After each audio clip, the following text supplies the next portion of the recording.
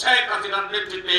প্রতি বছরের মতো এবারও শোকাবহ অগস্টের প্রথম দিনে রক্তদান কর্মসূচির আয়োজন করে কৃষক লীগ। রাজধানীর কৃষিবিদ ইনস্টিটিউটে এই কর্মসূচির উদ্বোধন করেন আওয়ামী লীগ সভাপতি প্রধানমন্ত্রী শেখ হাসিনা।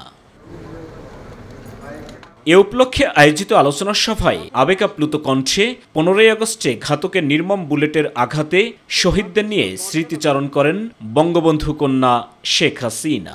যিনি নিজের জীবনের সবকিছু ত্যাগ করে এদেশের মানুষের ভাগ্য গড়ার জন্য আজীবন সংগ্রাম করে জেল জুলুম অত্যাচার সহ্য করে যুদ্ধ করে বিজয় এনে দিয়েছিলেন, বিজয়ী জাতি হিসেবে বিশ্ব দরবারে আমাদের মর্যাদা দিয়েছিলেন। তাকে ঘাতকের নির্মম বুলেটে জীবন দিতে হয়েছে। কথা বলেন সাম্প্রতিক ইস্যুতে কোটা আন্দোলনের নামে ধ্বংসযজ্ঞ ও হত্যাকাণ্ডের সাথে জড়িতদের বিচারের বিষয়ে নিজের অবস্থান তুলে ধরেন তিনি।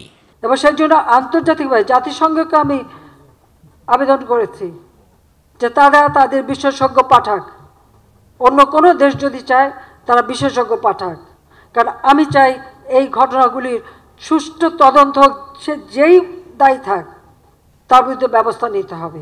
কোটা আন্দোলনের সুযোগ নিয়ে জামায়াত শিবির অতীতের মতো জঙ্গি কর্মকাণ্ড পরিচালনা করেছে বলেই সন্ত্রাস বিরোধী আইনে সংগঠনটির রাজনীতি নিষিদ্ধ করা হবে বলে জানান সরকার প্রধান।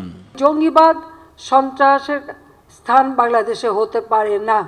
আর এদের মূল শক্তি যে ওই জামাত ইসলামী এবং শিবির, সন্ত্রাস বিরোধী যে আইন 2009, সেই আইনের 18 ধারা অনুযায়ী এদেরকে ব্যান করে দেওয়া, কারণ এদের জন্য সামাজিক এর জন্য মর্যাদা না থাকে। হ্যাঁ, সেখানে ওই জঙ্গি সংগঠন হিসেবে এদেরকে মোকাবেলা করা এবং মানুষকে রক্ষা করার চেষ্টা সকলকে মিলে করতে হবে। কোটা সংস্কারের বিষয়ে সরকারের পক্ষ থেকে সব ধরনের আশ্বাস দেওয়ার পরেও কেন এমন আন্দোলন, এই প্রশ্নের উত্তর চান প্রধানমন্ত্রী। সেটা আমি বললাম যে আপনারা হতাশ হবেন না, তারপরেও তারা না থেমে যে আজকে যে সারা বাংলাদেশে এই এতগুলি প্রাণ ঝরে গেল, এ দায় দায়িত্ব কার?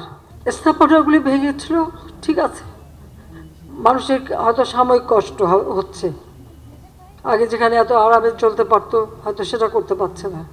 সেগুলি তো এক সময় আবার সময় লাগবে, কিন্তু এক সময় সেগুলি ঘুরে তোলা যাবে। কিন্তু যে জীবনগুলি ঝরে গেল, ছোট্ট ছোট শিশুরা গুলিবদ্ধ, এ গুলিগুলি কিভাবে লাগলো? মিথ্যাচার ও জঙ্গি কার্যক্রম পরিচালনা করে বিশ্বের দরবারে যারা বাংলাদেশের সুনাম নষ্ট করেছে তাদের বিচারের ভার দেশের মানুষের উপর ছেড়ে দেন প্রধানমন্ত্রী শেখ হাসিনা। মিথ্যা অপপ্রচার চালিয়ে আর এই সমস্ত জঙ্গিবাদী ঘটনা ঘটিয়ে আজকে সেই মান সম্মান সব নষ্ট করে দিচ্ছে। সাইদুর রহমান আবির, মাই টিভি, ঢাকা।